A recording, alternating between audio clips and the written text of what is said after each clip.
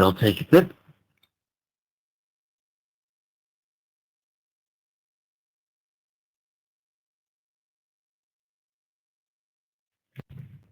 M7BYD returning. If you can, do please remember the repeaters quite literally all around the globe will time out after 3 minutes, so take a pip during your over and that'll give the repeaters time to reset. And when you call in after a pip, please give a short pause before you speak, and that's so the beginning of your over isn't clipped. Take a pip.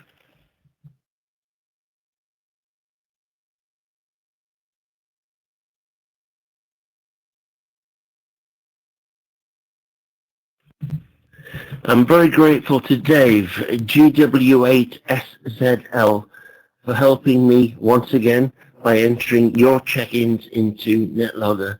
And Dave's doing that for us all so we can see the progress and who's checked into the net, and that includes all the great comments on the AIM, which is the Almost Instant Messenger blue screen. And Dave has populated that for me, giving information out to people who may not be familiar with the net. If you haven't got NetLogger, it's free to download, and I really do encourage you to get it. I'll take a pip.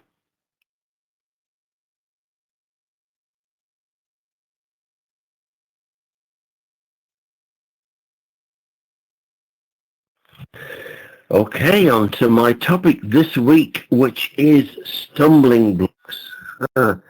We've all had those. As any element of our hobby that's been quite a challenge. So much so that you've had to change the way you operate because of the obstacles you've faced. As I said, we've all been there one way or another.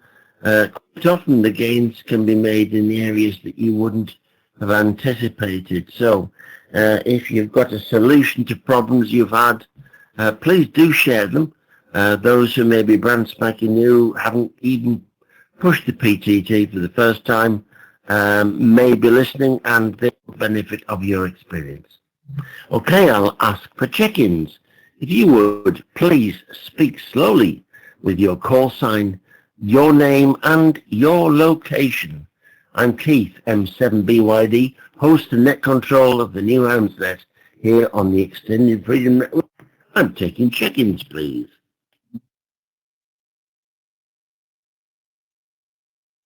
Two, Echo 1, Golf, Foxtrot, Lima. 2E1, GFL, Dennis, in the land of the Prince Bishops.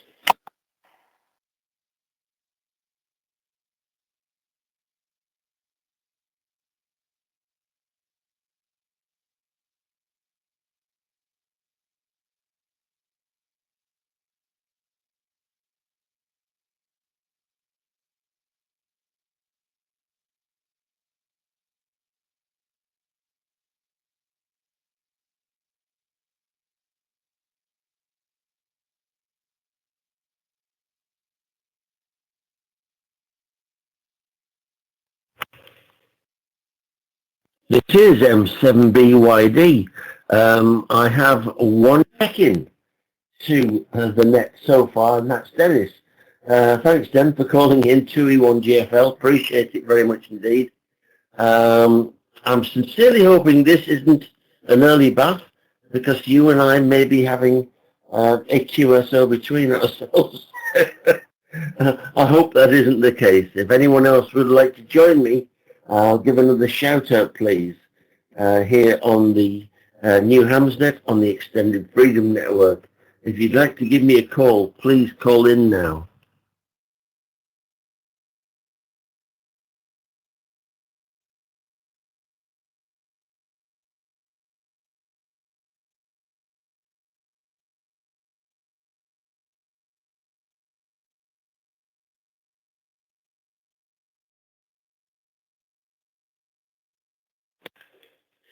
Okay, this is M7BYD. It looks as though I've done an awful lot to upset everybody. That said, thank you so much for checking in, Dan. At least I'm not out for a duck, so to speak. It's very, very good to hear you check in. you've done it also. You know about the pitfalls, the things that have got a little bit pear-shaped, somewhat difficult. If you'd like to give a share with us, and I say us, I'm hoping there are more people than just you and I on tonight, but if you'd like to share it, do go ahead, Dan. Thanks for checking in. 2E1 GFL, over to you from M7BYD.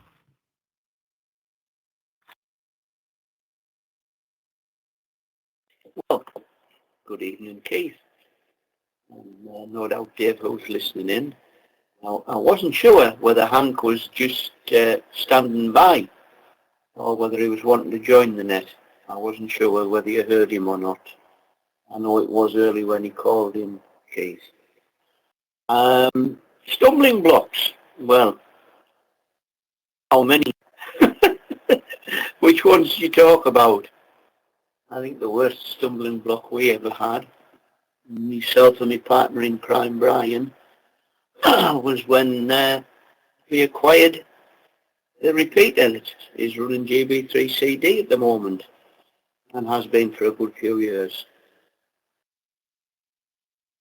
It's never ever been used for amateur radio. Didn't know at the time. And I'll just take a tip.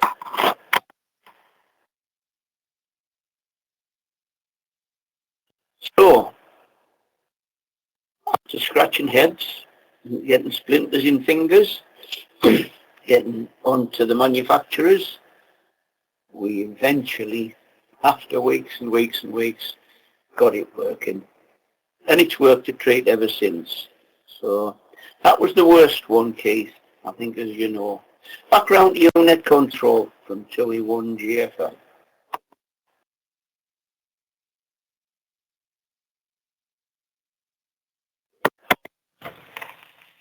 WWARG GFL M7BYD returning. Yes, in answer to the first part of your over, I was aware that Hank was there, and I asked him to stand by because I was right at the beginning of the net when he called in, and I obviously had to process the first words of the net, and when I asked for check-ins after all of that, I thought he might call in again, but hasn't done so thus far. So we'll wait and see. Yeah, from your point of view, what the work that you've done on the GB3 CD repeater with your, as you put it, your partner in crime, G7OCK, which is Brian, of course, done amazing things. If it wasn't for the force and verve of people who are dedicated to progressing amateur radio, where would we all be? Because if you haven't done it before, and as you say, there's a lot of head scratching goes on, then if you sort of give up and thinking, well, I'm not getting paid for this, and it's going to be a benefit potentially, then that would have been the end of it. I'll take a pause.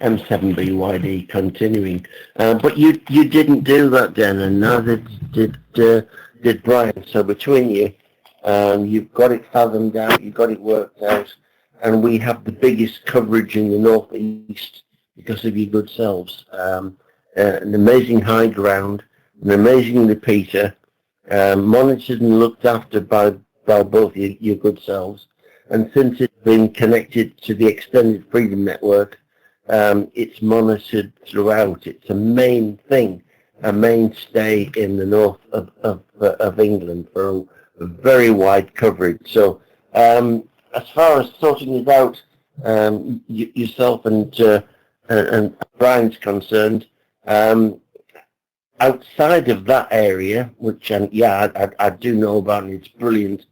Have you personally had any stumbling blocks that you've resolved, or that you thought, well, I've got to change tack completely because of the situation I find myself in? Don't know whether you have or not, and Sorry for dropping that one on you.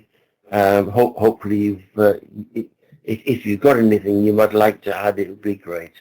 Back round to you, Dan. 2E1 GFL from M7BYD.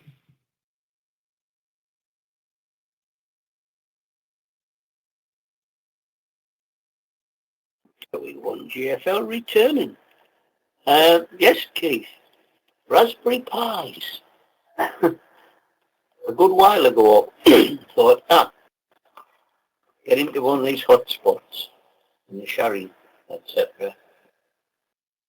Took ages to get my head around it. I'll be quite honest. It was like a foreign language. I persevered. I spoke to some people who knew what they were doing. A lot more than I did at the time. And eventually got the hang of it.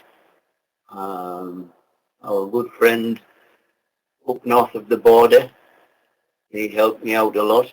In fact, I think once he came into my IP address and sorted one of them out for me. I couldn't keep up with his fingers with what he was doing, so I just let him get on. At the end of the day, everybody needs a Gareth. So, Gareth, if you're listening, many thanks again for that. Excuse me. But as I say, eventually, persevering, got the hang of it. But that was the worst thing that I've ever had to put up with, I think, Keith. Back round to you from 2E1 GFL.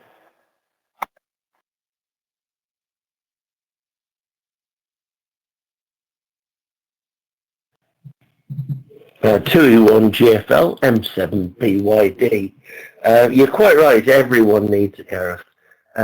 G0WUR, an absolute stalwart and main man, of course, of the Extended Freedom Network, along with the team, including yourself, Brian, and Bruce, who also heads it up with Gareth. Amazing, the achievements that have been done by those guys, and I stand back in awe without question. And how supportive at a moment's notice, if I've spoken with either Bruce or Gareth, they have been able to attend to or do whatever it was that I thought of or requested. So I absolutely 100% agree with your sentiments, Dan. And thank you for saying so. Having said that, I am at the bottom of this instant list, so to speak. Thank you again, and we'll speak soon, Dan, I've no doubt.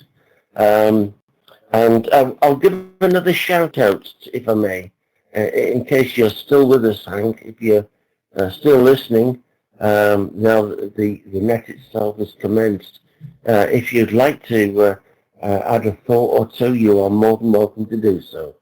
KA3BMS, if you're out there, please do call back. M7BYD, standing by.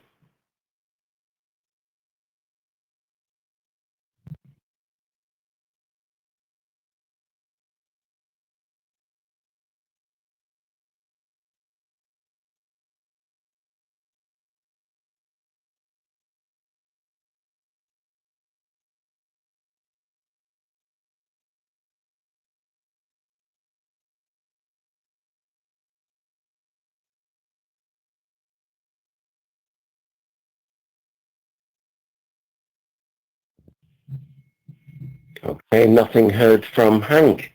In which case, if I may, I'll give another shout out. If anyone would like to join me, I'm Keith, M7BYD, and I host and net control the New Hamsnet here on the Extended Freedom Network, and that's every Sunday, and that's 2000 hours GMT UTC. And on this net, we have a little bit of a topic running. The idea being to encourage new amateurs into our hobby by way of experienced amateurs who would like to share their knowledge.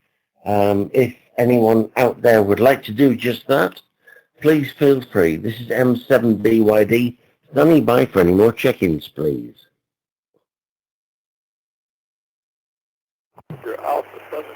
Charlie Sierra in Canada.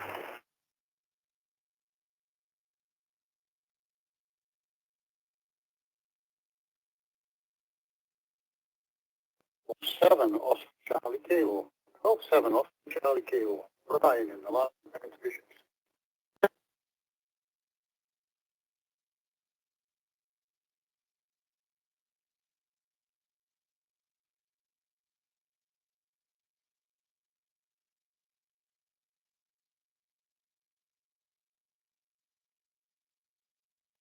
Disconnected from your channel.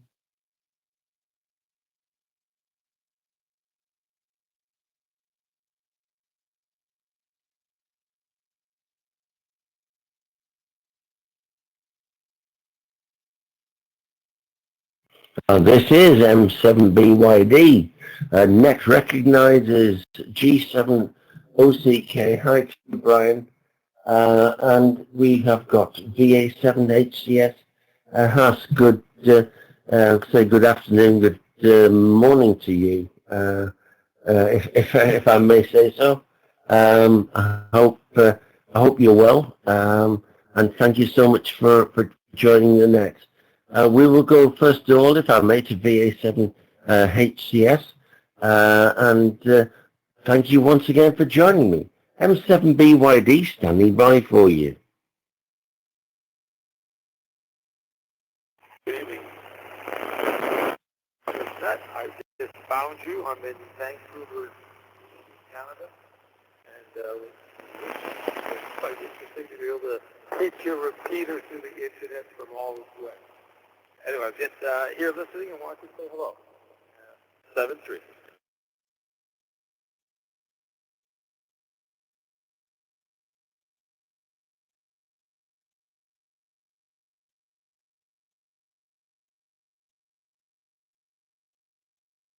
VA7HCS, this is M7BYD. Thank you so much for dropping by. It's obviously a great pleasure, as you might imagine, for us listening to people who have been so kind as to drop in from quite a few feet away on the map, so to speak. HI, you've time to drop in and say hello, and I say hello back to you, good self. It's a net that encourages new amateurs by way of experienced amateurs' contributions to answers I might have for various little topics. Nothing too difficult at all. It's just simply the way that we progress in amateur radio. Thanks for dropping by, Hats. Appreciate it. 7-3 to you. If it's an in and out, you are more than welcome. That said, I will drop down now to Brian. Brian is G7 OCK, the other partner in crime to Den, 2E1 GFL, who called in a little bit earlier. So over to you, Brian, and thank you so much for dropping into the net. G7 OCK, this is M7BYD standing by.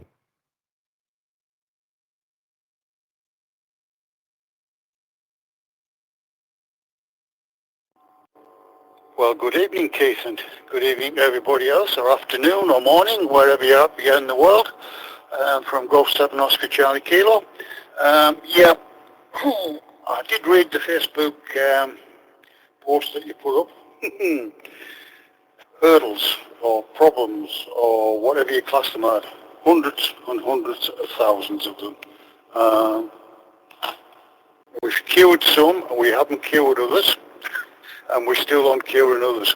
But I think one of the ones that personally, because my biggest bugbear, is DMR cord plugs.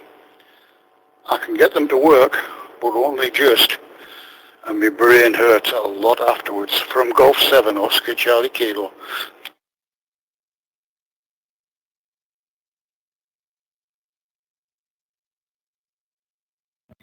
G7OCK, this is M7BYD.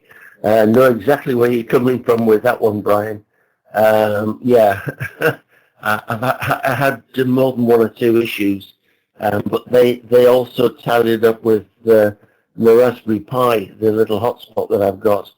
So between the two, doing the code plug initially for the DMR, a handheld, and then doing the software for the hotspot, they both caused me one or two issues.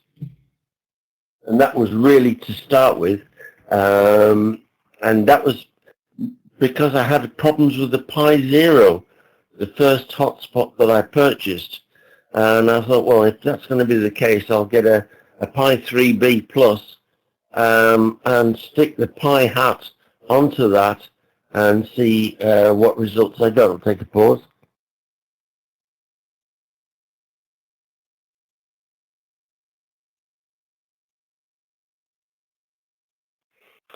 M7BYD continuing.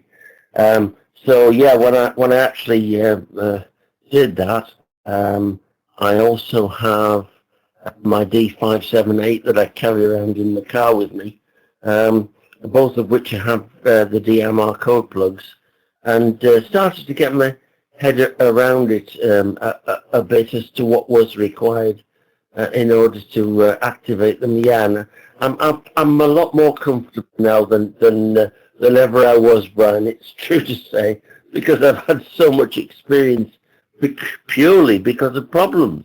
Been in and out of them and tried and tested them, as you do, because that's exactly the nature of the hobby. But eventually, you do get there. So now that, of course, you had a bit of help. I like the way you put that as well from Gareth, fastest finger first. The high-speed fingers that you'll never see again from Gareth, sorted a few issues out. Have you done any more programming? Have you got your head around it a little bit more, Brian? I don't know. You may do. Perhaps you'll tell me. I know you've certainly got your head around FT8 and give glorious demonstrations of how good that is. Back to you, Brian. Thank you again for joining. G7OCK from M7BYD.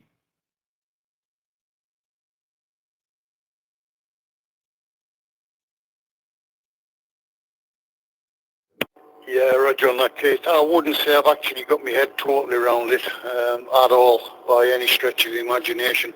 I still get spokes in the fingers, shall we say, every now and again. And all I can say is help through people that we know, and YouTube videos are a godsend, because if we didn't have them, I definitely wouldn't be able to do it. And I played about with Raspberry Pis a little bit as well. I'm starting to get the better of those slowly, again, with the help of YouTube videos and other bits and pieces.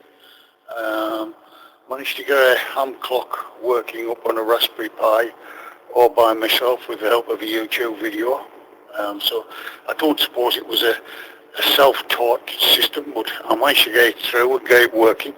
And I'm getting there slowly. The only problem being is I go on to a different project and then everything that I've learnt just falls out. As friend Dennis says, something goes in the front, something's got to fall out the back. From Golf 7, Oscar Charlie Kilo.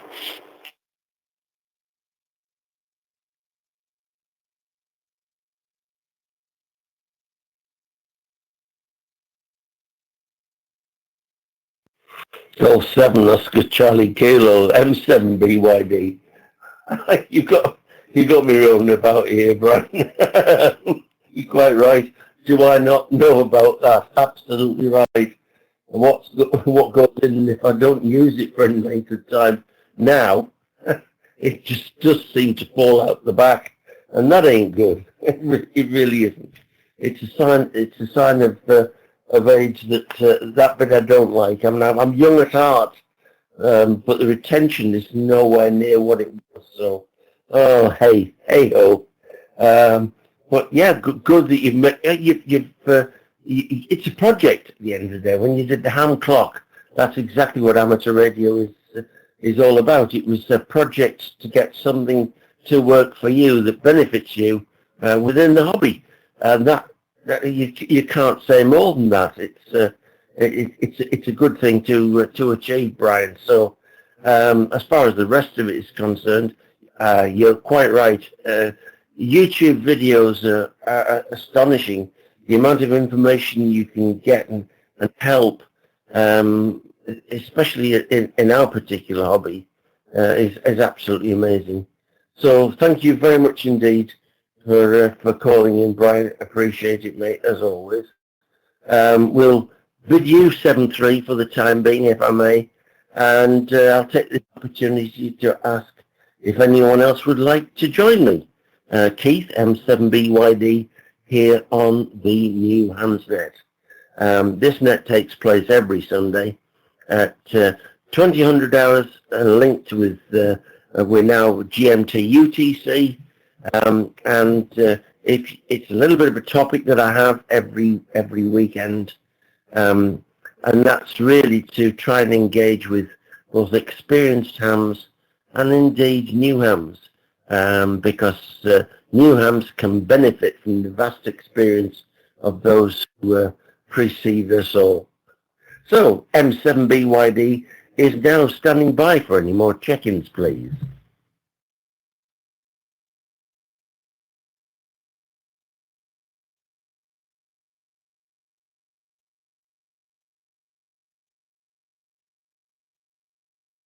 To Echo Zero, Echo Victor Papa Mobile, 2E0 EVP Mobile, Sheffield, over.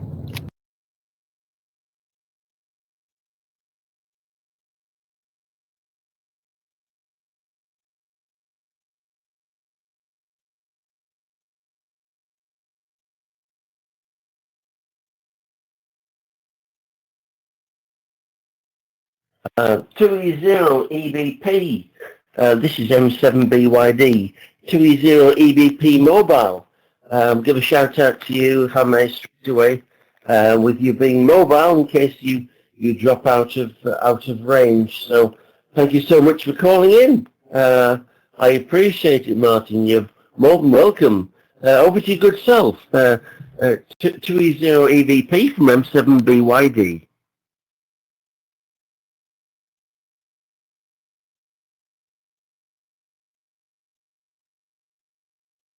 Roger, I'm 7BYD from 2E0 EVP. Good evening to you. I may drop out, like you said, I'm mobile, so where I am here is the signal is not too great. So location here is, well, I'm in the, just leaving Barnsley and heading back into Sheffield here. So I thought I'd check in and just say hello, over.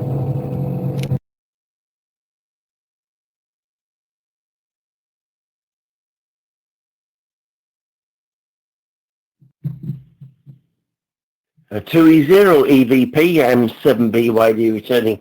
Well, you're very, very welcome. Absolutely. Thank you, Martin, for dropping by. This is the New Hampsnet. Takes place every Sunday, 2000 hours GMT commencing, which is GMT UTC currently, of course. And normally have a little bit of a topic to engage with new hams, because experienced hams, those with any licensed grade who've had experience in amateur radio, may be able to help or give guidance to those who are brand spanking new, who've got the shiny new license, so to speak. So that's really what this net is all about. So if you're dropping by and you would like to pop in at any time, and when I say topic, it's not technical at all. It's just a way of encouraging people into our great hobby. So thank you very much. I'll pass it back to you one more time, if I may, Martin. 2E0 EVP from M7BYD.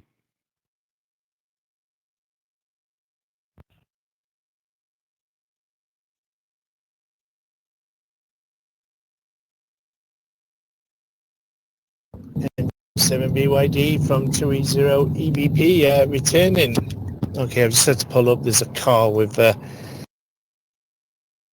his lights on full beam with the looks of things. So yeah, so sorry about that.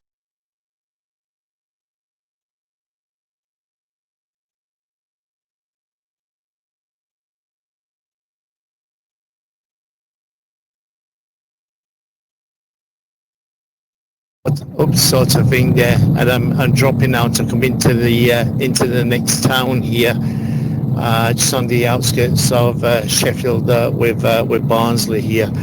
So there you go. Anyway, I'll put it back to you, and I'll carry on with my driving here. I've just picked my daughter up and heading back home here.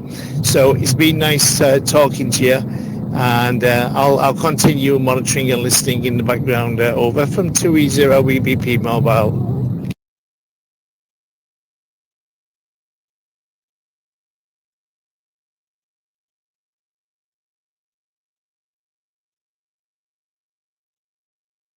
30 EVP Mobile, this is M7BYD. Well, that's great. Safe journey to you, if I may say so, Martin.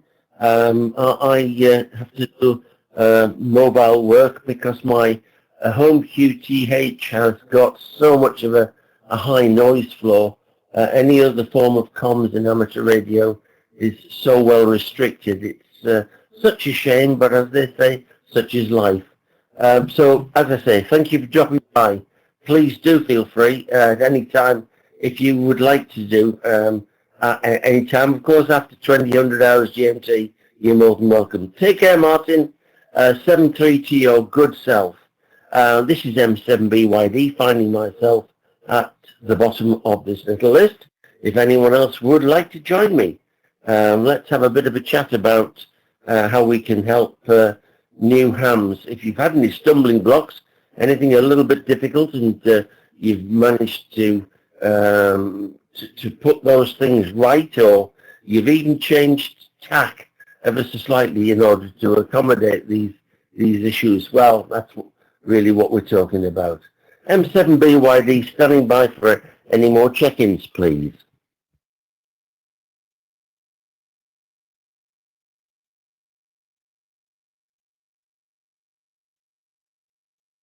Here is Victor Yankee 1, Mike Golf Sierra, Victor Yankee 1, Mike Golf Sierra, Michael in Yukon, Canada.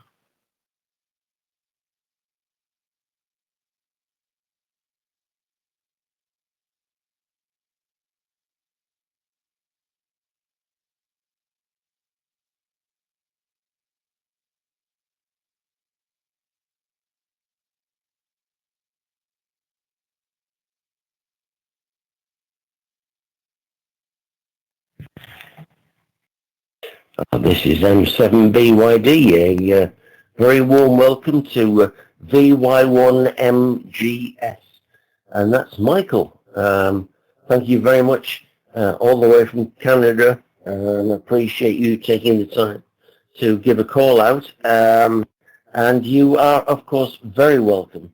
Don't know whether you've heard a little bit of what I was spouting out about a few moments ago, and that's really by way of encouraging new hams, hence the name, the New Hams Net.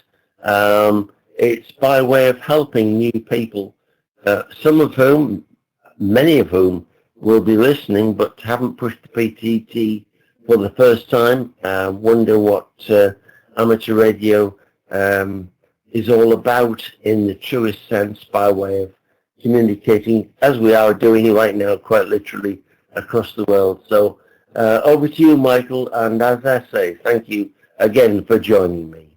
VY1MGS, over to you from M7BYD.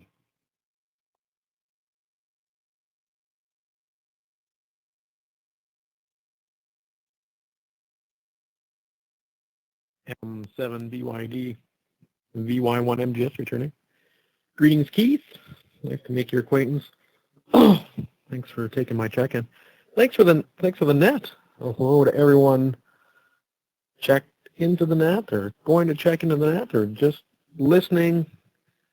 Certainly encourage you to push that talk button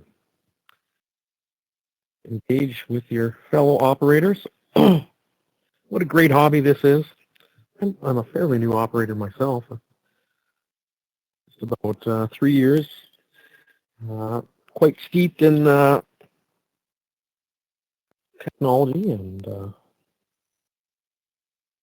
such things. I took some radio communications courses in college as part of my electronics technology courses. Computer operator when I was young. Started a small computer company when I was a preteen.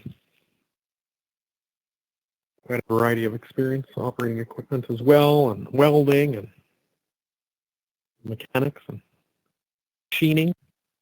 And I'm also an electrician, and it's my main vocation.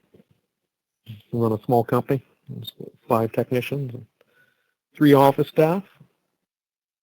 Greatly enjoy that. The hobby is, like I said, it's a wonderful hobby. It's so many ways to learn and interact and learn about technology, learn about other people, practice communicating with people, listening, hearing, understanding, gaining perspective on other people's positions. Something I think that's badly needed these days. Exercising communication, respectful communication. We certainly have different opinions and perspectives on things, but you can sure learn about those things, where other people are at, and put those things into context. I made a lot of friends and gained a lot of understanding in this hobby, locally and regionally and worldwide, and I'm greatly appreciative for that. We're facilitating a basic certification course at present here, and that's one of the ways we try to help bring new people in. So thanks for taking my check-in, Keith, and I'll send it back to you. From Victor Yankee 1, Mike Golf Sierra 73M1, and I'll keep listening to the mail.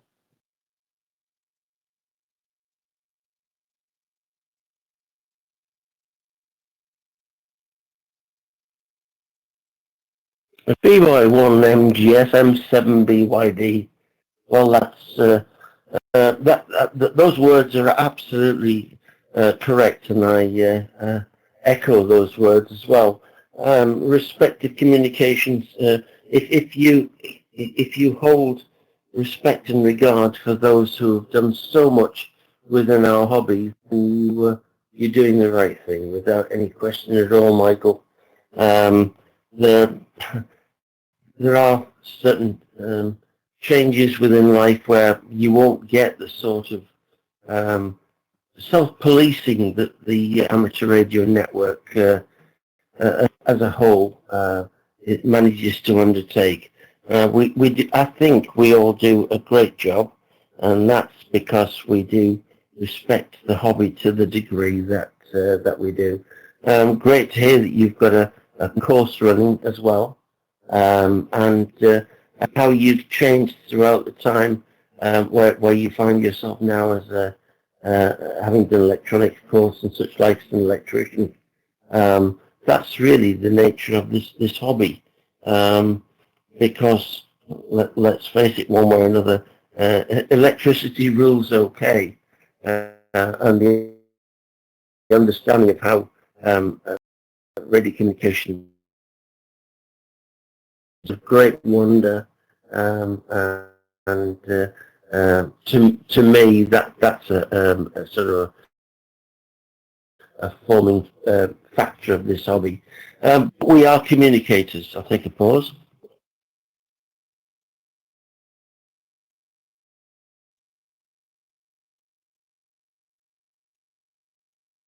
Yeah, indeed, as you said, we are communicators. So what we are doing, one way or another, is embracing the hobby that we love as far as electronics, radio communications is concerned, and the fact that we have like-minded people throughout the world, and we all benefit from each other's experience.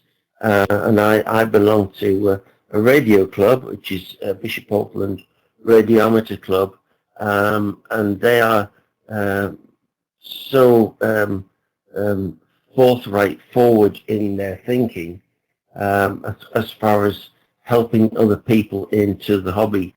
whenever possible. Anyone and everyone is most welcome, and we try to do what we can to encourage new hams, and that's the very nature of this net as we speak. Don't know when you said something that you're in and out, but you are more than welcome.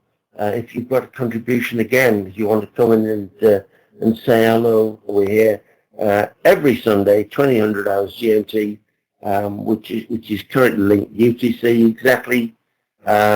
You are of course more than welcome. Thanks a lot, Michael. VY1 MGS 73 to your good self. This is M7BYD. Now going back to asking if anyone else would like to join me here on New Hamsnet. Anyone else would like to check in with me? As I've just said, takes place every Sunday, 2000 hours GMT UTC, and you are more than welcome to do so. This is M7BYD standing by for any more check-ins, please.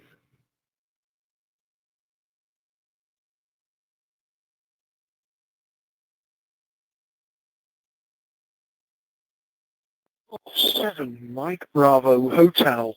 Golf 7 Mike Bravo Hotel. Golf 7 Mike Bravo Hotel. Mike in County Durham.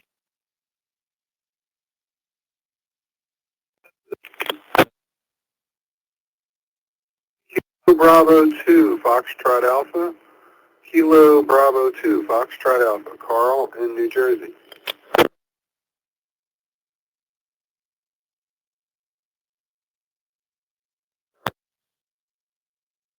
Alpha Lima Lima, Mike 0. Alpha Lima Lima, Alex outside of Manchester.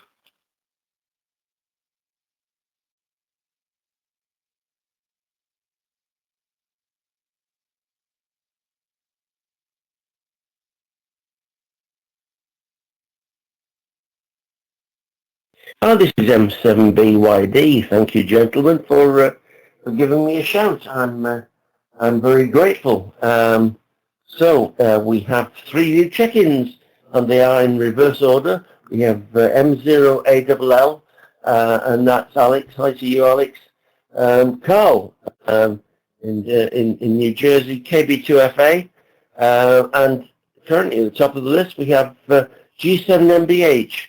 Hi to you, Mike. Hi to you, Mike. Do forgive me, forgive me, folks. It's good of you to check in as you do so regularly. I hope you're well, and have you heard a little bit of a topic I've got running? The G7MBH, over to you from M7BYD.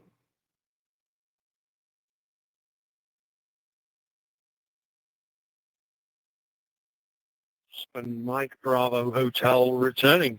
Yes, yeah, it's interesting little topic. How do you encourage people to actually talk and participate? Difficult one, because everybody's got to take the decision to push the PTT and actually go for it. And it's so long since I did it for the first time that I honestly can't remember. And that was in the CB days.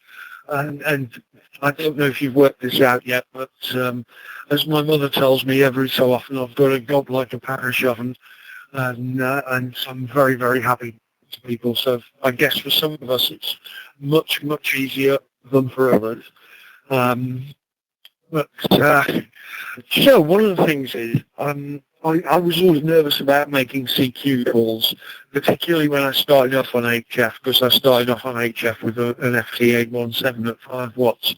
And I thought, people are going to think that I'm just being silly calling CQ with 5 watts. And I honestly thought that, and contests as well, I was nervous about, because I thought people would think that I was just being silly, but then it struck me that actually it's not that silly, because I'm calling CQ, and if they can hear me, then they can hear me. But somehow you just got to encourage people to get through that, and be gentle with people, be polite with people, all sort of things that normal human beings do. but in the modern world so often seem to be forgotten. From G7MBH.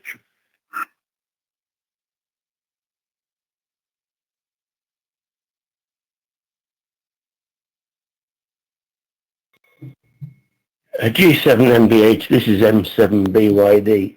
Yeah, you're absolutely right. It's what is the description might shine us purely and simply because you haven't got a belief in your ability to be able to communicate within the sphere that we find ourselves. Not that you can't communicate, that doesn't enter into it. It's something entirely different when you're actually pushing the push to talk and you're communicating with people who've been doing it forever.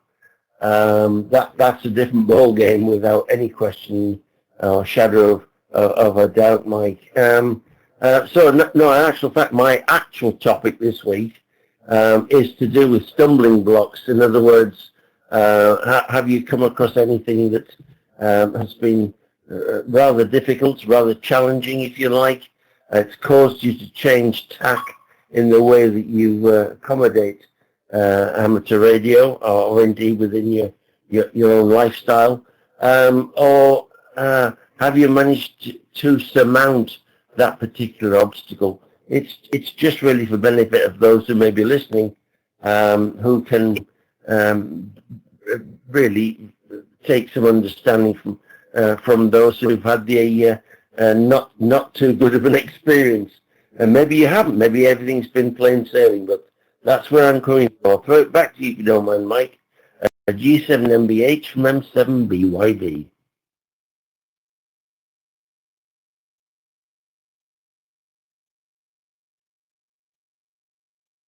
G7MBH. Yeah, yes, I did actually hear that, and now I realise I had an answer carefully thought out.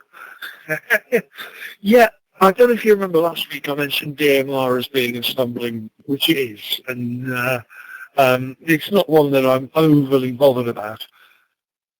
But you said something about having a couple of ways into to this net, for example.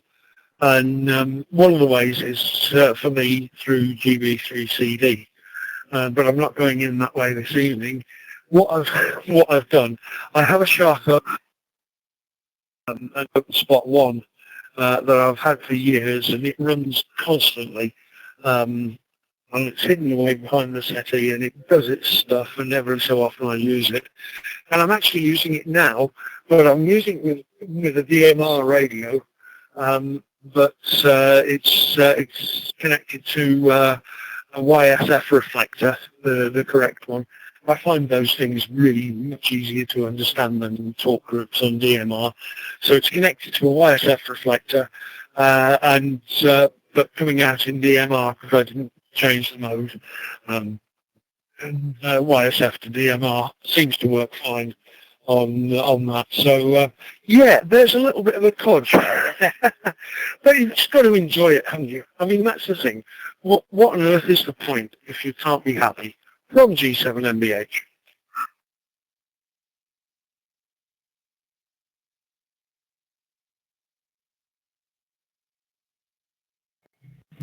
This is M7BYD returning. Yeah, it's all very fascinating.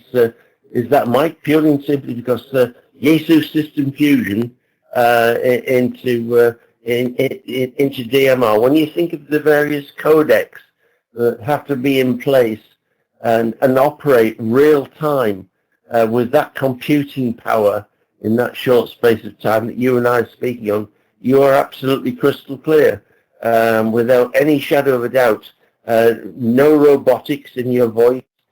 We are using digital to digital to analog, etc., and it's all working so very, very well. I'm constantly pleased with this hobby because of that very thing, that we have ways of communicating that not too far ago would not have been possible. So yeah, that really is the way to go, Mike, and thank you for that. Thank you for highlighting it. The fact that you you're embracing both. Whether you like DMR or not, somewhere along the line, it's going to be used. Thanks a lot, Mike. I'll bid you 7-3 for the time being, and hopefully we'll speak soon. Take care. Drop down the list to Carl, and good of you again to call in, Carl. You're always welcome, as you know, and I look forward to hearing your comments. KB2FA, over to you from M7BYD.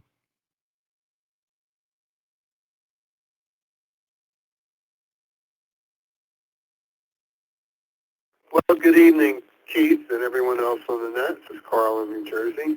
Sounds like there's two topics, so I'll just hit both of them. If you're talking about fear of push to talk, I think that all boils down to a broader subject of public speaking in general.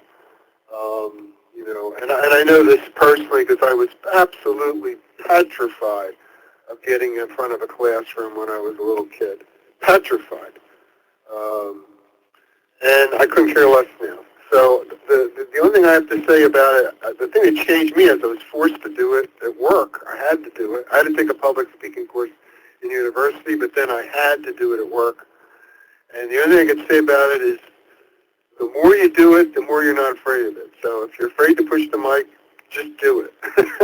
And eventually you're going to go, what was I afraid of? You won't even remember what you were afraid of. And it's just the way that goes. And let me take one.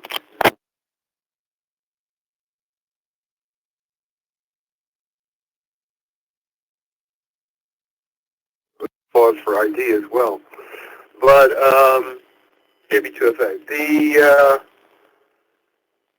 As far as stumbling blocks, they've changed over the years for me. I guess the original stumbling blocks were the Morse code, which I was never any good at, and I did finally pass the 5 and the 13 because I had to for my test back in the day. But it was grueling. I was just not good at it. And the other, of course, if you go back far enough, was finance. I think a lot of young hams are how do I buy all this stuff? It's expensive. I guess it's been a lot of challenges over the years. The challenge now for me in this end of life is the antennas, because I'm not comfortable on ladders or roofs anymore. So getting up a decent antenna is a big challenge. So they're kind of my challenges. They've evolved over the years. Back to you, Keith. KB2FA.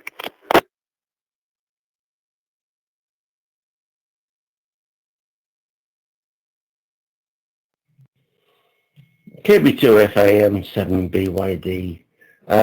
I follow exactly what you were just saying there, Carl, regarding heights and being able to do the various things that I used to take for granted. I'm no longer in a position to be able to do, and I find that extremely frustrating. I know I have very kind people within the club that I belong to, and were I to ask, I know that I would get the help that I need, which is part of amateur radio, the way that people are kindly to one another, especially if you belong to a good club of the likes that I do. Yeah, of what's happened as far as getting people to talk on the mic is concerned. It isn't easy. I'm fortunate. Yeah, I've got before I became involved with my license that I now. I've done the MC route and things of that nature. So for me, it wasn't a challenge, if you like. But I can well see how difficult it would be. It's rather like any phobia. I have a phobia of heights. I absolutely do. The curb that we have here in the UK is about as high as I really want to go without using a parachute. Take a pause.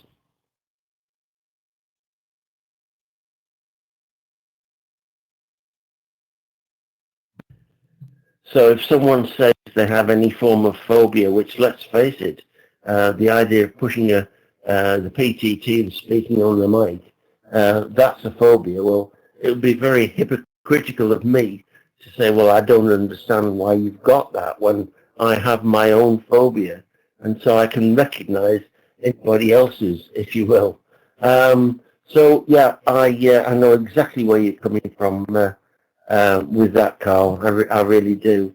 To me, it's something that we should all understand and indeed encourage, and that's the very nature of this net. 7-3 to you, if you don't mind me giving that to you, Carl. And thank you very much indeed for joining me. And I will drop down the list now, if I may, to Alex. And hi to you, Alex. Good, nice to speak with you after a little while. I hope you're well. M0ALL, over to you from M7BYD.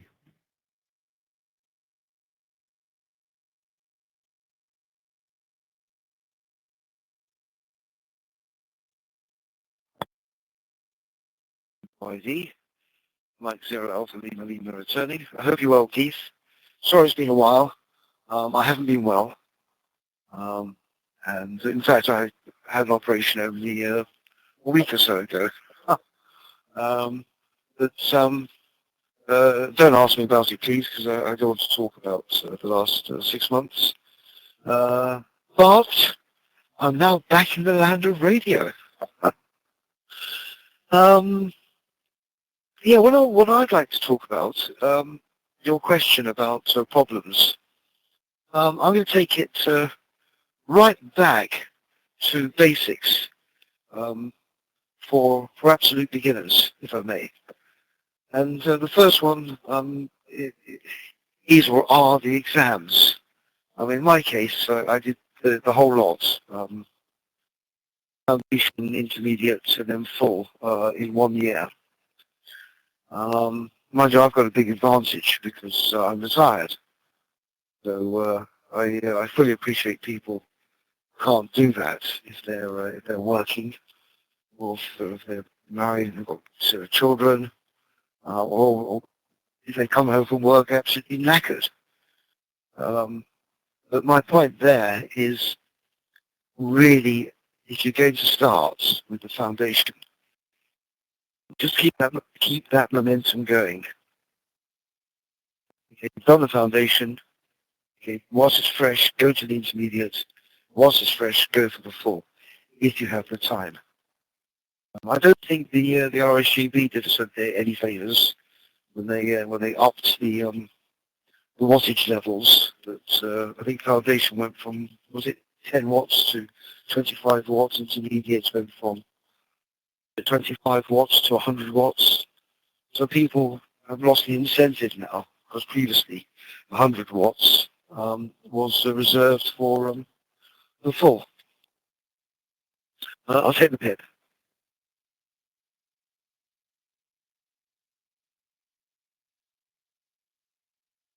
M0ALL returning.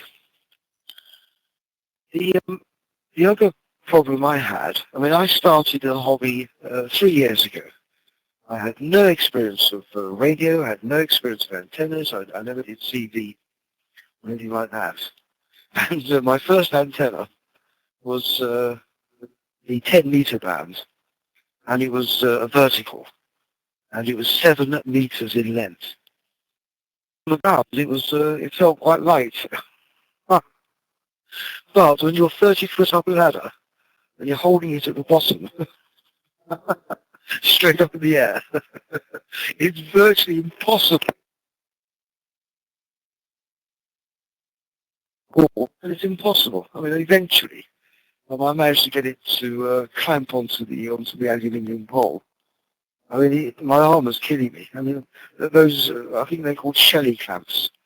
Eventually, I managed to, by luck, I think there's a breeze, it just fell into place. That was one hell of a job. So the point there is things look easy.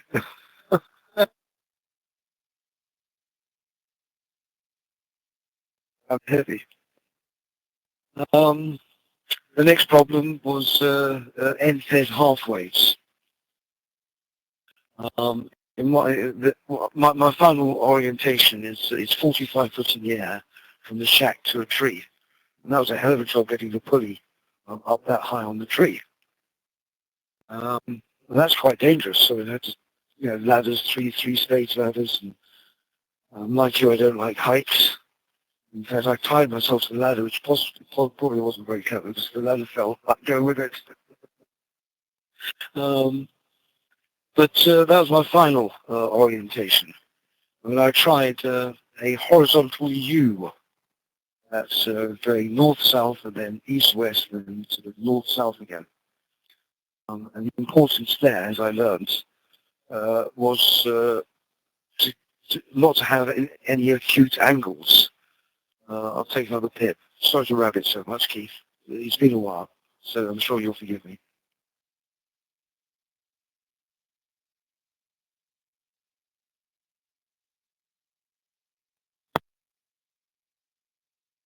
M08LL returning. There's a bit of a problem there, Keith. Can you just check I'm coming through? Back to you, Keith.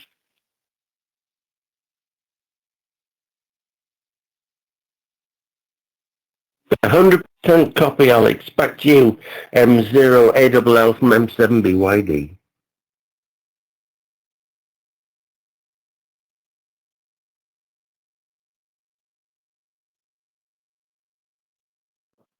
Thanks, Keith. M08LL. I thought I might have been doubling. Yeah, something I learned when I tried the orientation as a horizontal U, 45 feet in the air, north-south, east-west, north-south, and no one told me about it. You mustn't have acute angles. That means less than 90 degrees in a dog leg. I eventually settled on dog leg angles of about 120 degrees. And I was very proud of myself. It didn't work. The reception was okay, transmission was lousy. I have the space, so eventually I went for just a straight line, 40 meters in length, wire. And that was the best orientation, north-south. And then I discovered TVI. That's, for those who don't know, TVI is radio frequency interference caused by, it's usually on AM and FM. That was causing TVI. So I had to research that, and I ended up getting a high-pass filter, and that sorted that out. But it worried me, so I went around checking with all the neighbours. And that in itself is important. Every time I was doing anything, antennas or changing the radios, straight away I'll go and tell the neighbours I'm doing this. Have they experienced any interference of any type? I'm always checking with them, I'm always talking to them. And that way I get no complaints. As it was, the only TVI interference that I suffered was my own television. So that was absolute basics when I was a true beginner 3 years ago. What else is exciting in my life? I've just bought another motorbike. I might not be well, but damn it, whilst I'm still alive, I'm going to enjoy it. So I've just bought myself a 900cc motorbike, and it fits perfectly between my 1250cc racer and my 500cc, which basically is a chugger. So it's enjoyable. I'm still enjoying life whilst I can. M7BYD, great talking to you, Keith. It's 7-3. Take care from M0ALL.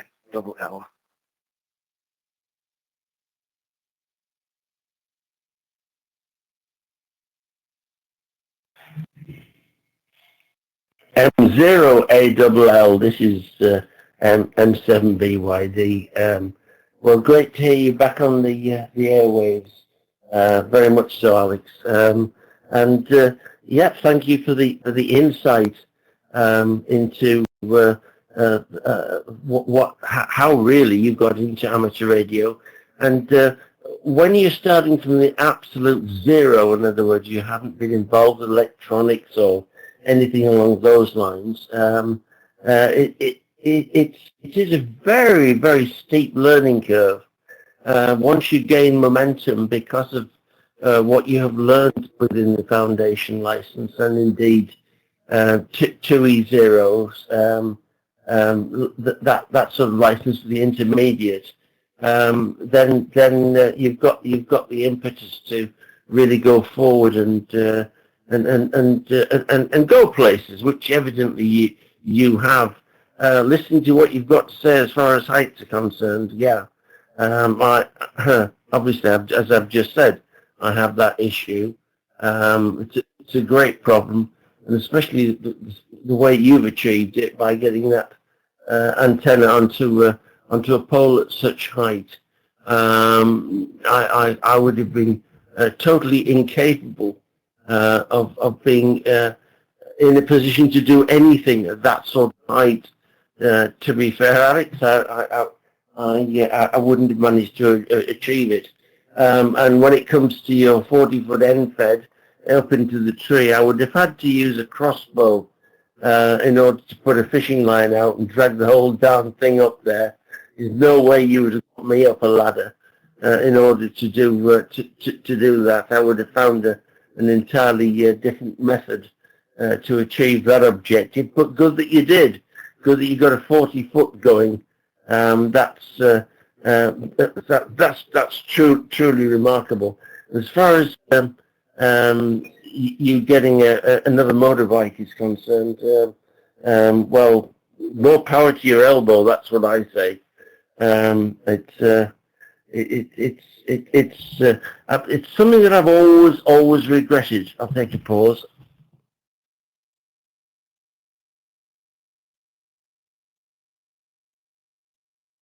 M7BYD continuing, and that quite simply is that I never actually got my motorcycle license. I love the machines. I love the engineering behind them, and the way that it doesn't matter what motorcycle make or motorcycle engines, and the way that it's all put together in a sturdy frame. I've always been a great fan.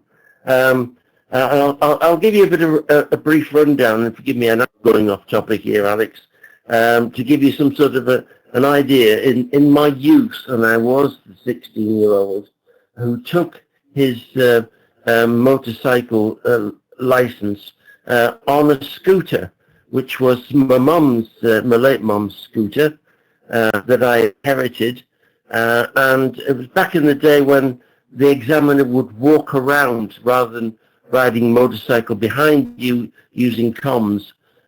This was a case of the examiner told me I had to approach traffic lights, I had to turn left, and then I had to come back to the traffic lights and then do a right turn.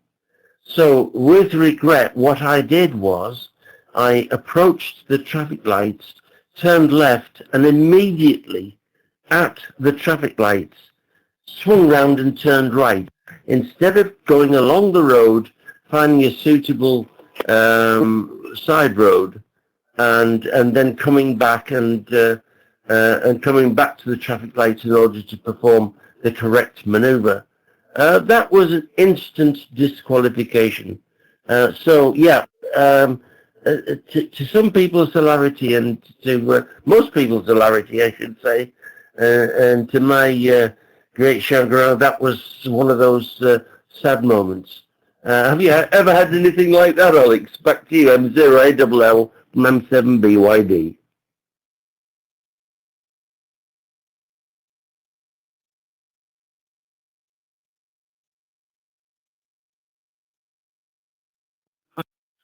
M7BYD. I'm still laughing, Keith. M0ALL. I'm surprised it's still alive. It was the same for me. I think I saw the examiner once. I've been riding 55 years. No accidents, never dropped a bike, etc., etc. But just like you, drive up the road. I think it was might have been traffic lights, can't remember now. Drive up, turn left, turn round, come back down. He jumped out with a newspaper and said, "Stop, emergency stop." And he said, "Yeah, it's first time." Okay, he asked me a few highway code questions. I think I got one, one right. And he said, "Oh, that's okay." He said, "You'll learn." Oh, terrific. Things have changed though, for the better, much for the better. I will just add an additional comment to what I was saying earlier about going up ladders with antennas. What I should have done was get some help. My advice to everyone is, if you're up at that height and you've got long antennas, and bear in mind you've also got the coax as well, you something like, RG213. It's pretty damn heavy when you've got 20 meters of stuff. Get help. I mean, I thought, so, this is easy peasy, I'll do it myself. I did, but it was absolutely horrendous. So my advice is, if you've got a friendly neighbour, or if you're a strapping and strong son, or another amateur who might be able to help you, get a second person. I mean, if only just to foot the ladder. I wish I'd done that in the first place. Motorbikes is the love of my life. When I drive my car, it's just so boring. So boring. Just sitting there driving along. Get on a motorbike. 2 wheels, a roaring engine. Right underneath the fishing tackle. That's living. And at all times you're right close to death at all times. All times. I think they say you're 30 times more likely to kill yourself on a motorbike than a car. Well, what the hell? I love it. I absolutely love it. Lovely talking to you, Keith. I'll say again, 7-3, my friend. Okay, take care. Mike Zero Alpha Lima Lima, back to M7BYD.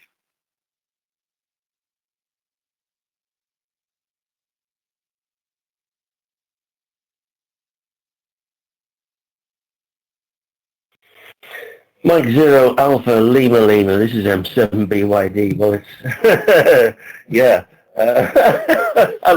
I enjoyed listening to your comments on it, as well as especially your description of the satisfaction you get whilst mounting and astride your two-wheel transport. It doesn't get any better than that, Alex. To be fair, it really doesn't. And what I do think is, and I hope I would have been wrong, is if I had passed my motorcycle test at the time, you and I wouldn't be having this conversation because of my absolute fascination with motorcycles. And I don't know, but I hope that wouldn't have been the case. But as they say, who knows? Take care, Alex. Do drop by again and give me another shout. I would be very grateful. It's been great speaking with you. I do find myself at the bottom of the current list. Right now, if anyone else would like to join me, Keith M7BYD here on the Extended Freedom Network. This is the New Hamsnet. Takes place every Sunday, commencing 2000 hours, and that's GMT UTC. You are more than welcome to join me. A little bit of a topic I get running, just to try and encourage new hams to push the PGT and give people advice on ways to get around problems and issues, whatever they've had somewhere along the lines. If you want to give me a shout, this is M7BYD, standing by for any more check-ins, please.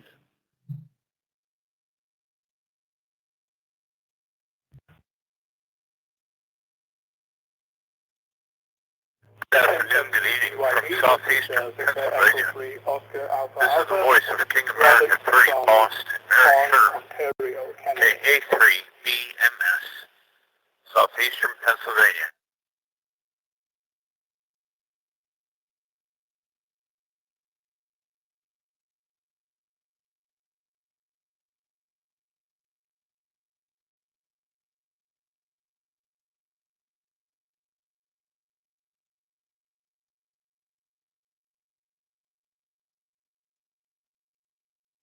This is M7BYD.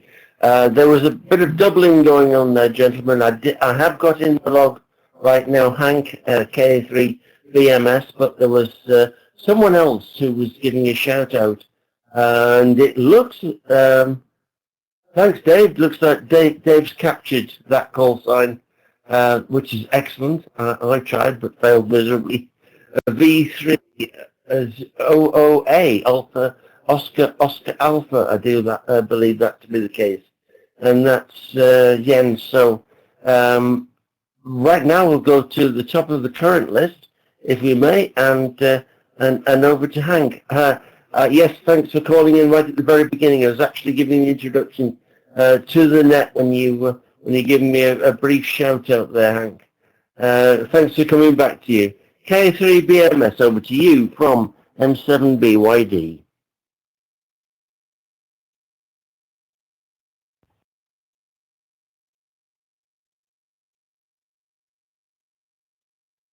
Good afternoon, good evening,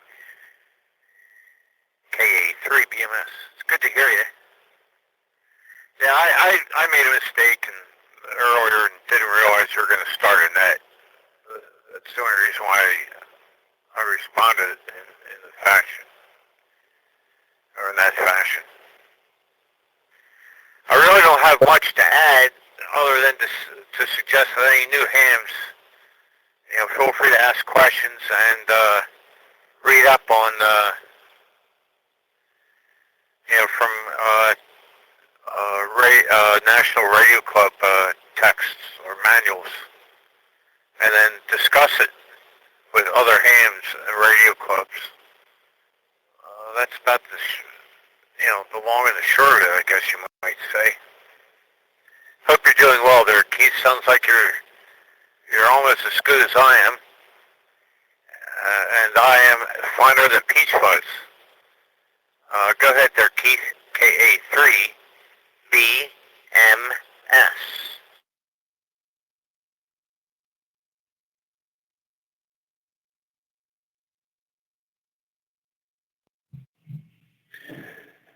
KA3BMS. This is M7BYD. I like a man with a sense of humour, Hank, and yeah, if I'm not good, well, wow.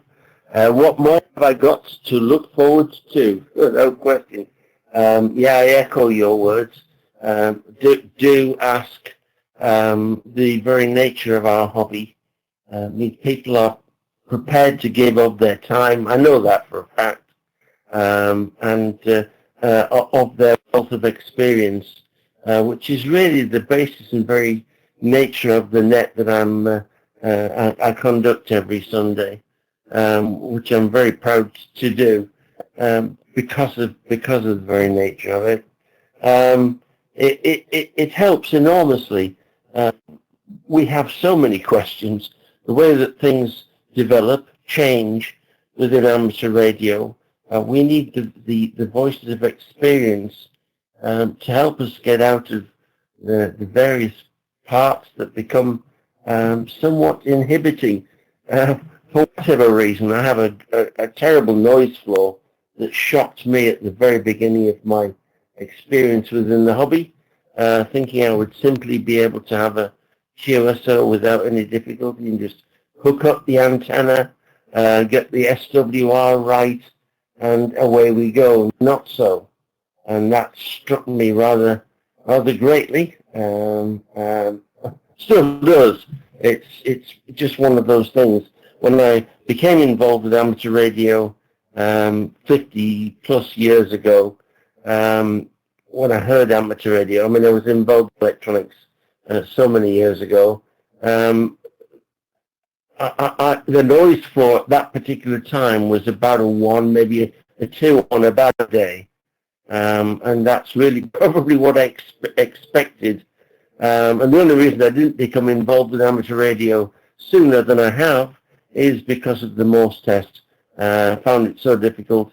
It wasn't for me, and I wanted to communicate voice on HF. But that it was a prerequisite at the time. No longer. So I've been really disappointed I haven't been able to take part. I'll take a pause.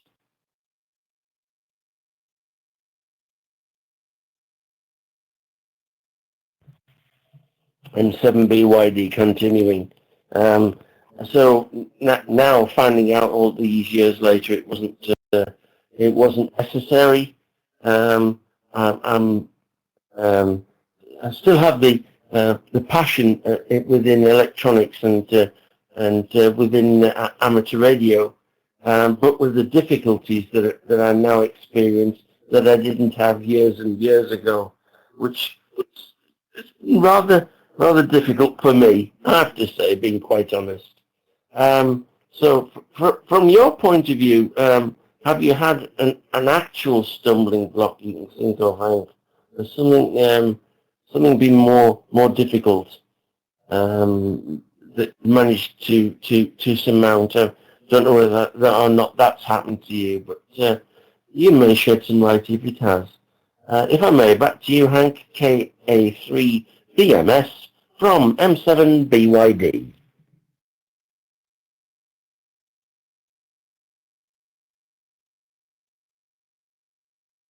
M7BYD, K3BMS. Alrighty, Keith.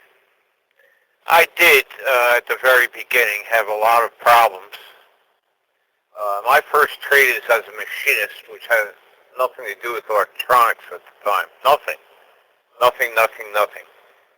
The closest we came to anything related to electronics was CNC machinery, and at that time we used paper tapes, perforated paper tapes,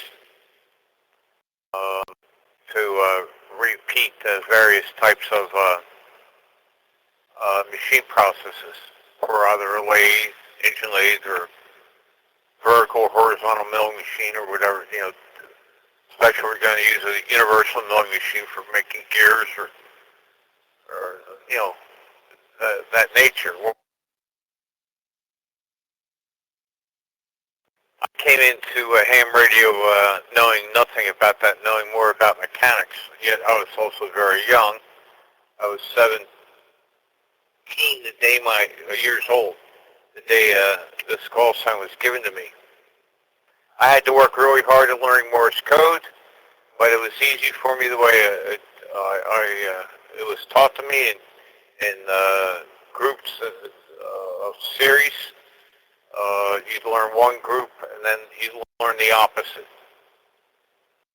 The advantage I had there was I was at the time that I was an avid 5-string bluegrass banjo player.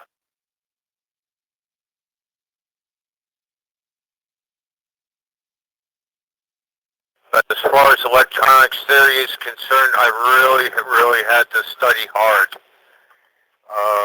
In order to upgrade from novice class operator to general, I needed to study more electronics theory.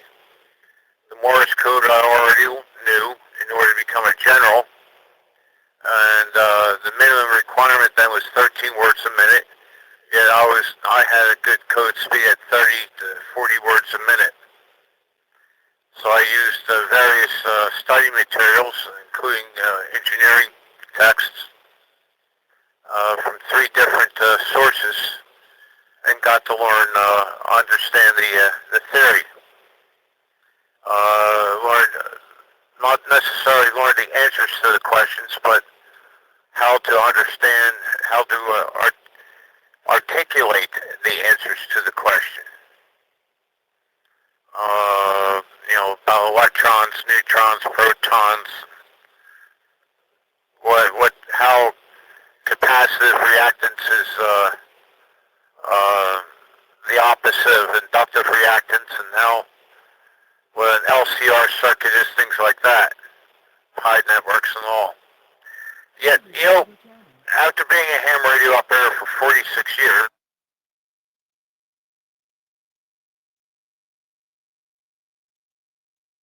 I'm going to show my ignorance because I truly don't understand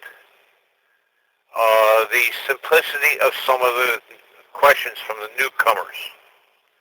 One question I remember reading on social media, the individual had bought an HT and he wondered if he could put an external antenna on it.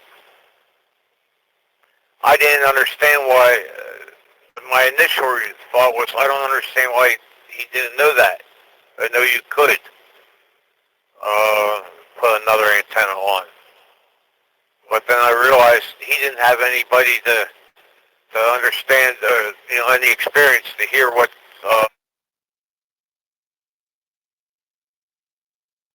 others are doing.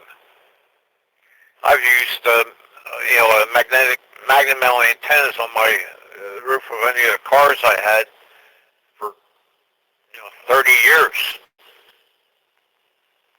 and what I just don't. And then the reluctance to experiment with something like that. An example of using magnet metal antennas on roof.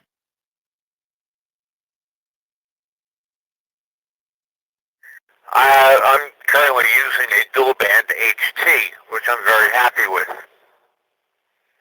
and would operate 2 meters and 440. So in order to have be able to operate well from a car, I connected the radio to a diplexer, and then on one port I connected a 5/8 wave element for 2 meters and a half wave length, I think it was 5/8 wave ham stick for UHF on a magnet mount. Whatever loss I would have in the diplexer, I forget the loss, but it would be made up in the gain of the monoband elements. And I only learned that because I had studied the elements and what dB gain is and all that kind of stuff. I'm going long-winded, but the point I'm making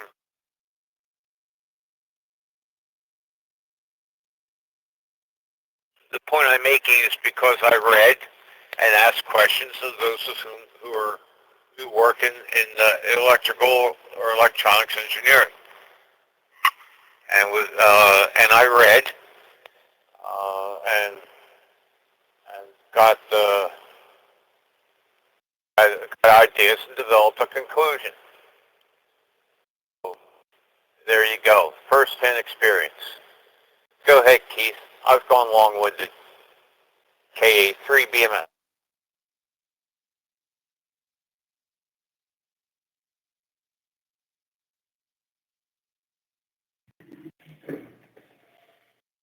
K3BMSM 7BYD. Absolutely right, Hank. I agree with you. There is an expression, you don't know, you don't know. It's a double. It's a doubler, and it's absolutely true. For many areas in life, of things that we do, there is something we can apply called common sense. There are many areas that fall outside of that, because if you don't know a particular thing that falls outside of that sphere, you don't know. Who do you turn to, and indeed who do you ask? So to me, if anyone comes along and says to me within amateur radio, it may be a silly question, but to me, within amateur radio, there's no such thing as a silly question. It means that someone is exploring and have a particular problem they have difficulty with. It may be only a small problem, but correcting that particular issue that they have may put them strides forward for the future. One never knows about that, and so yeah, that's one of the elements of life that we all experience and need a little bit of help. As you say, don't hesitate to ask for help. It's absolutely true, Hank.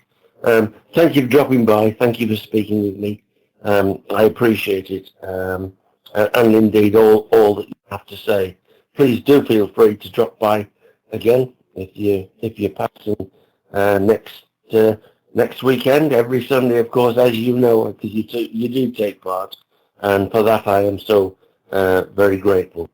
I'll bid you best 7-3 for the time being, if you don't mind, Hank, and we will drop down the list, and I do have V3OAA, and that's Robert. Nice of you to check in. You are more than welcome. Over to your good self, V3OAA from M7BYD.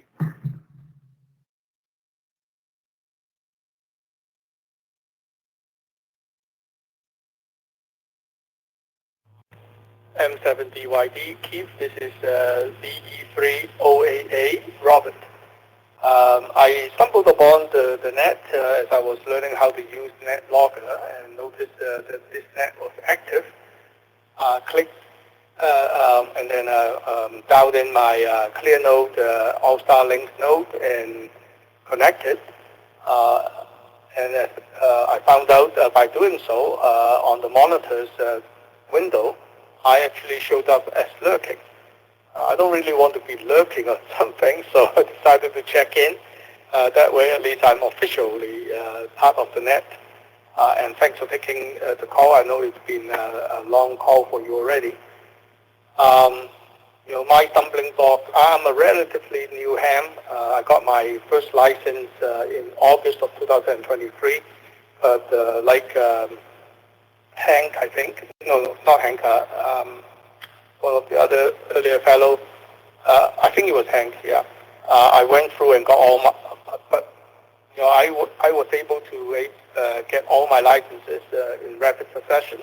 All 3 licenses from the U.S. and then 2 of them in Canada, thanks to my electrical engineering background.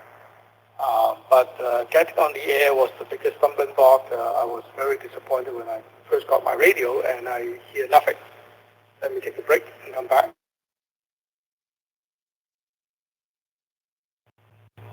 Yeah, when I first turned on my VHF radio, there was no activity. I connected to a repeater, there was no activity. And then a fellow ham told me about nets. So as I discovered some of the nets from various people, I was able to at least get onto the radio and talk to someone. Now, just after more than a year, I finally took the time to learn NetLogger and found out that that is a great resource to find out what else there might be. And I certainly would have appreciated knowing about this net early on to help me practice and learn about, as you say, pushing the PTT button to talk. So anyway, it's been a great experience, and I still got a lot to learn. I've been struggling with getting an HF antenna going to get myself onto HF. But at least on the VHF, UHF side, I now have all Starlink nodes, I have hotspots, and I have WireX, so I have many different ways of getting connected, and now with NetLogger, it's going to help it a lot easier that way too. So much for now today. Back to you, Keith. This is Victor Echo 3 Oscar Alpha Alpha.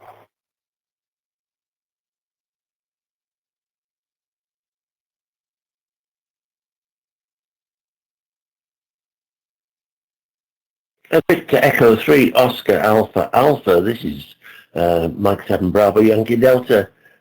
Thank you for joining me, Robert. To answer a question, the gentleman that you spoke of, who went from foundation through to full license within the year, that was Alex, and Alex is M0ALL. And yeah, he did just that, Robert, and it's amazing when you Alex had no previous experience within electronics or anything along those lines, at all. He actually took the expression "took the bull by the horns" and did it all, which was fresh in the mind, so to speak, and he was capable of doing that and did just that, and has benefited with an amateur radio because of that, which is great stuff without question. From your own point of view, having found yourself as a relatively new amateur and indeed enthusiast, it's very evident that you are, listening to what you've had to say. My problem, of course, is the HF side of things, which was one of the main reasons. So I embrace all elements of amateur radio, but HF side was my original reason for getting back involved with radio from about over 50 years ago to the position that I am now, only to find that I can't use HF because of the noise floor. I'll take a pause.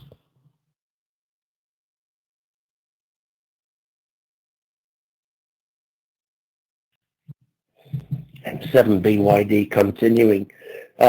So from my side of things, think it's been a little bit more than just difficult. But I do have the hotspot.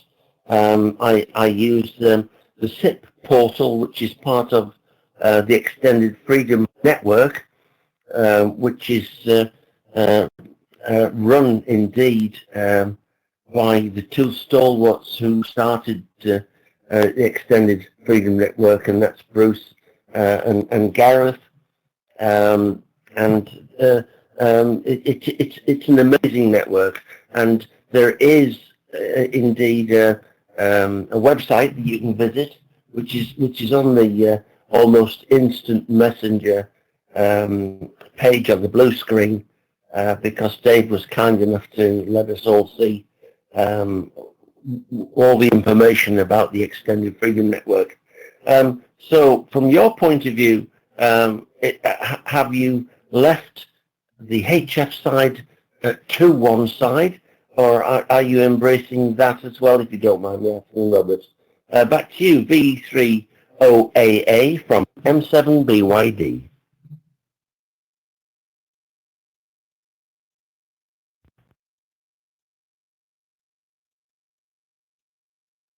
M7BYD, this is VE30AA. I am still very interested in HF. In fact, HF is what I wanted to do originally when I got into ham radio. I was interested in ham radio way back in the early 70s. It's just that the Morse code thing was one of the stumbling blocks, and then school and work and family kind of got into the way, and never picked up the hobby. I retired in 2023, and that allowed me to get back in, and obviously no more Morse code makes it really easy. The technical license exams were fairly straightforward for me, having an electrical engineering background and worked half my career in RF technology as well. So yeah, I'm very interested in HF. Appreciate the noise problem that you're experiencing. At my home in Canada, I could put up a long wire antenna and get half decent transmission, but as soon as my compressor from the air conditioner or the heater comes on, the variable speed motor generates a whole bunch of noise and raises my noise floor, so I have to wait for the motor to stop before I can use my HF. Right now I'm kind of camping out in Airbnb because my house is undergoing renovation, and I couldn't get a high enough long wire antenna. Not doing so well with the DSWR. I live most of my time in the year in Arizona, Scottsdale, Arizona. You can see that on my QR set page. There I live in a condo with HOA restrictions and all that, so getting a HF antenna is a major problem. So I'm still trying to see if I can find a workable antenna somehow at the condo, townhouse condo, and maybe at some point find a solution to that noise problem coming from my variable speed motor and the compressor, because I am interested in HF. thank goodness that VHF, UHF is a lot more interesting with all of these All-Star and Hotspot and digital modes. So there's a lot of fun with the VHF side and UHF side anyway, too. So I'm basically having a good time with both, and but certainly hope that I can be more regular on air on my HF radios as well. Back to you, Keith.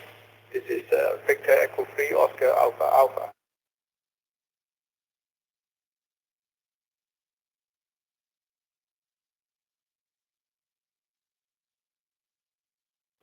VE3OAA, this is M7BYD. Well, if you, it's having something of a choice. You can either turn the aircon off and absolutely fry and enjoy your hobby of amateur radio, which doesn't sound too much of a good proposition, shall we say. So, no, I understand exactly where you're coming from with that, Robert. Having to wait in between time, you might be mid QSO, and that would be rather disappointing to say the least. It is such a frustration having any form of noise floor that disturbs our hobby, but that's one of the things that we do have to face. And as well as you being able to pursue the hobby on the technical side, because it's a part of your background, that's absolutely fantastic. It's evident you're a great communicator as well, because listening to you speaking here on the amateur radio, as we are now, crystal clear, you do enjoy the hobby, I can tell. If you are passing by at any time, and a little bit of a topic that I do have running, as I say, it's to aid new hams if they are listening, by way of experience and how people get over their various issues, or indeed have an alternative. And you've said your own. I use the digital sides extensively, and I have mag mount antenna on my car. So I use VHF, UHF, and HF is now mobile, and I have to use a on the passenger seat of my car when I want to go HF. Not too convenient, but it's part of a way of getting out and about, so to speak. If you don't mind, I'll give you 7-3, Robert. Please do give me another shout out. It would be lovely to hear you if you are in a position to give me a call out.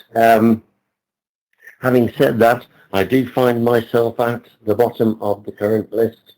I'll give another shout out, final shout out, if I may. I am conscious of the fact that the Raspberry Pi Net will be taking place at 2000 hours GMT UTC, and I have now found myself 16 minutes before that particular time right now. However, if you would like to give me a final shout out before I close the net, you are more than welcome to do so. M7BYD standing by for any final check-ins, please.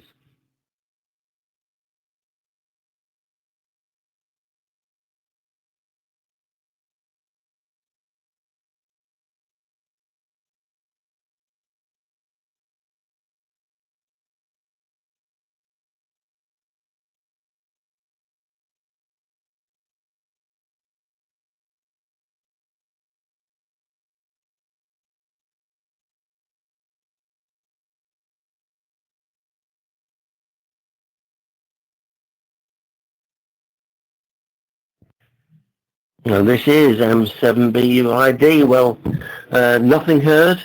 So I'll take this opportunity, if I may, to say big thanks.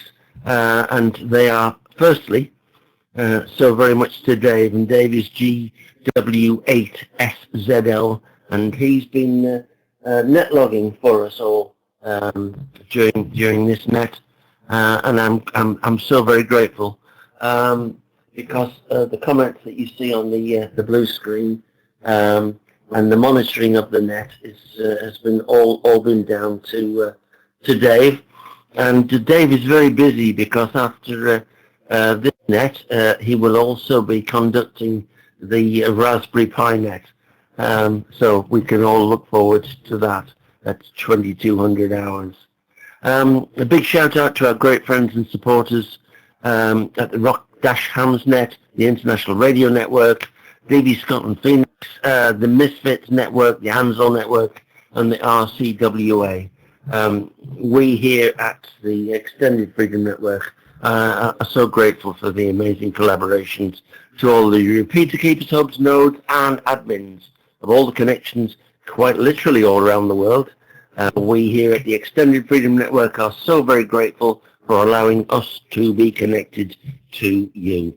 So as I close down the net, this is Keith, M7BYD, saying thank you once again to everyone for joining me, and I'm now handing control back to the Extended Freedom Network.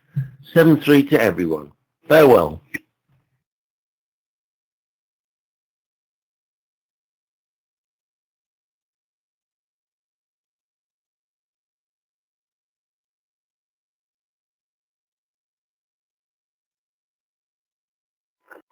M7BYD. Keith, do you have time just to squeeze in a latecomer? GM0 UUB.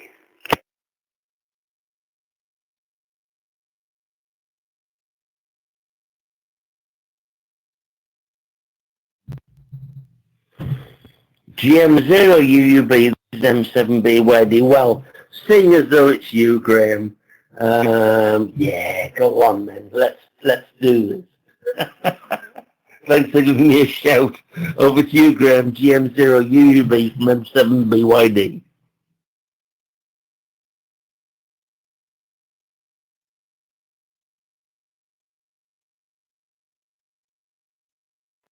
Oh, thanks so much, Keith. Nice to hear you. I have been listening to most of the night. I've been doing some reading and research in the background as well, talking about trying to overcome challenges.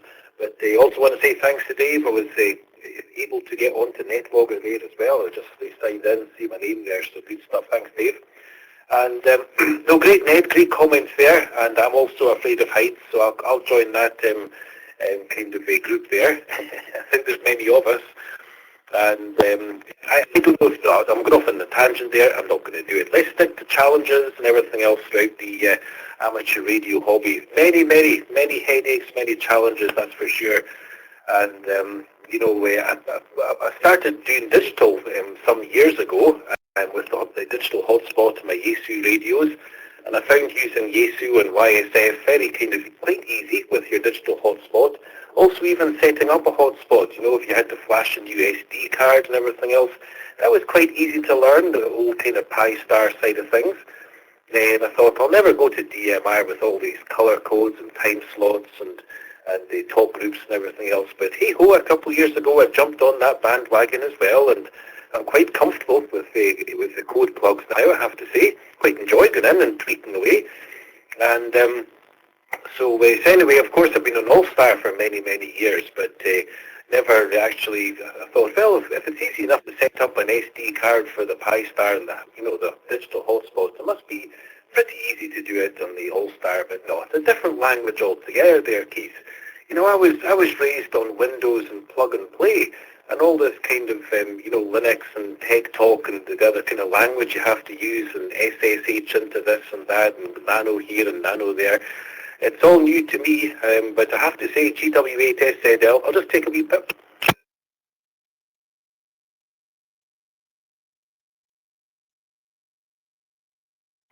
Oh, okay, this is a wee sign there. And yeah, I have to say, Dave's been very helpful. But anyway, I've managed to do it all by myself this week. I had a spare node to play with there, an All-Star node. So I got a fresh card, and they managed to flash the image, and they find the IP address and get Wi-Fi set up.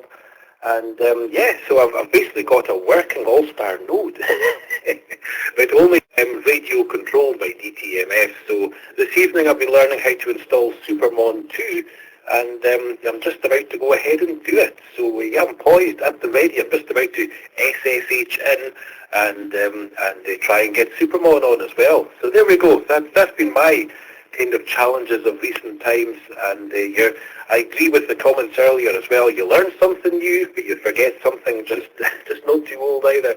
I think our capacity capacity to keep hold of the information is definitely more limited as the years go on. Anyway, thank you for letting me come on and have my say on this wonderful topic. And back to you, sir, M7BYD from GM0UUB. Thank you so much, Keith.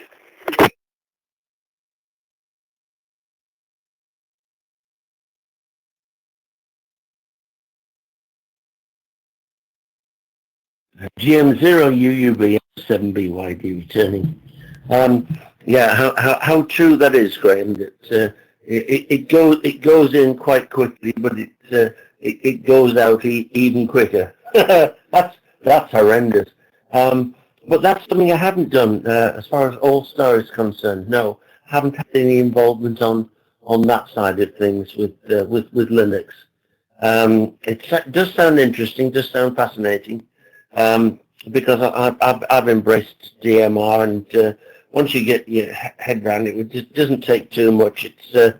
It's quite fun. Changing parameters and such like the way that it's done on DMR.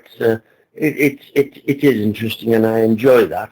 And I'm sure that I would enjoy the All-Star side. It's something that I haven't pursued, to be fair.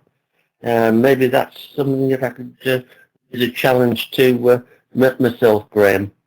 So I thank you for calling in.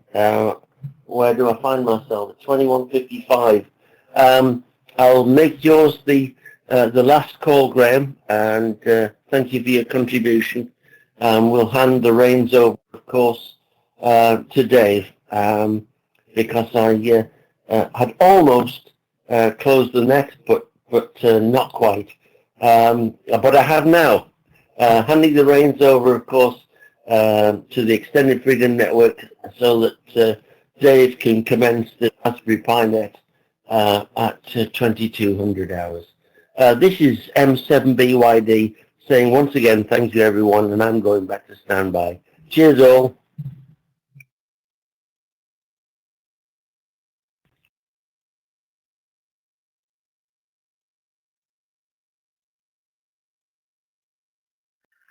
Okay, this is Golf Whiskey 8, Sierra Zulu Lima. Okay there, Keith, thank you very much. I'll close the network. I'll give you a chance to save it if you haven't already done so. And I'll close it. And I've got the Raspberry Pi Net one open as well on another monitor. I don't want to be writing call signs into the wrong one. This is GW8SNL. The Raspberry Pi Net will start at the top of the hour.